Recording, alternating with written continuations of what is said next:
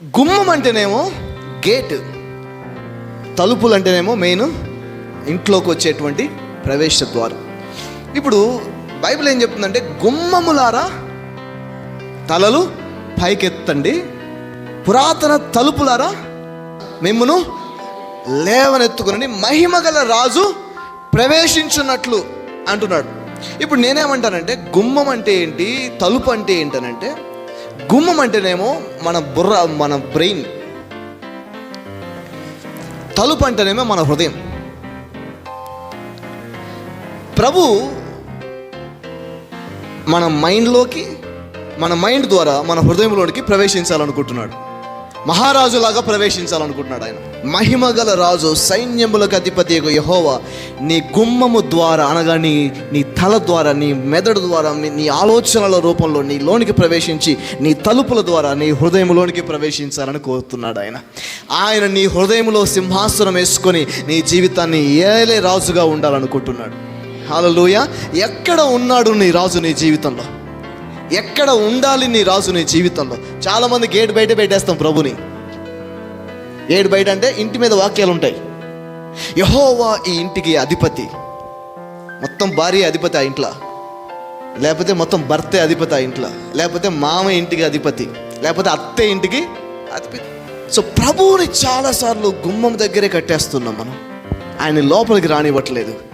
ఆయన గుమ్మము ద్వారా నీ జీవితంలోనికి, తలుపుల ద్వారా నీ హృదయంలోనికి ఆయన ప్రవేశించాలని బైబిల్ చెప్తే, ఎత్తండి మీ గుమ్మములు అని చెప్పేసి అంటున్నాడు. గుమ్మములు ఎత్తడం అంటే ఓపెన్ చేయడం. ప్రభువా నా మనస్సును ఆక్యుపై చేయండి, నా ఆలోచనలు ఆక్యుపై చేయండి, నా తలంపులను, నా నిర్ణయాలను ఆక్యుపై చేయండి, నా మెదడు నిండా, నా తల ఆలోచన నిండా నువ్వు మహారాజులాగా ఉండాలి అని ప్రభువుని, సైన్యములకు అధిపతి యెహోవా సబ్బాతుని నీ మనసు నిండా నింపుకోవాలి. ఆయన నీ మనసును ఏలే వ్యక్తిగా ఉండాలి. సైన్యములకు అధిపతి యెహోవా ప్రవేశించినట్లు గుమ్మములు ఎత్తండి, తలుపులు తెరవండి అని చెప్పేసి. మహిమగల ఈ రాజు ఎవడు? బలశౌర్యములు గల యెహోవా, యుద్ధ శూరుడైన యెహోవా. Wow, the concept. ఈ యుద్ధ శూరుడు, బలశౌర్యములు అనే పదం అంతా కూడా ఎవరికి ఉపయోగిస్తారంటే మహారాజుకు ఉపయోగిస్తారు. దేవుడు మన జీవితంలోనికి అలా ప్రవేశించి మన జీవితాన్ని అలా ఏలాలనుకుంటున్నాడు ఆయన. యుద్ధ శూరుడు అంట. వావ్, ఆ మాట చూడండి. యుద్ధ శూరుడు అంటే అర్థం ఏంటంటే, దేవుడు రంగంలోకి కాలు పెట్టాడంటే, దేవుడు సబ్బావొత్తుగా రంగంలోనికి అడుగు పెట్టాడంటే ఏ శత్రువు నిలబడలేడని అర్థం. కానీ నీ గుమ్మములెత్తి, నీ తలుపులెత్తి మహిమగల రాజును ప్రవేశించనివ్వాలి.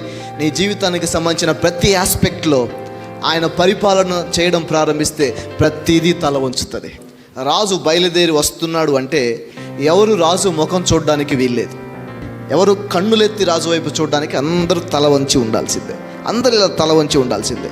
నీ జీవితంలో ప్రభు ఏలడం ప్రారంభించినప్పుడు నీ జీవితంలో నీ సమస్యలన్నీ ప్రభు ముందు అలా తల వంచవలసిందే.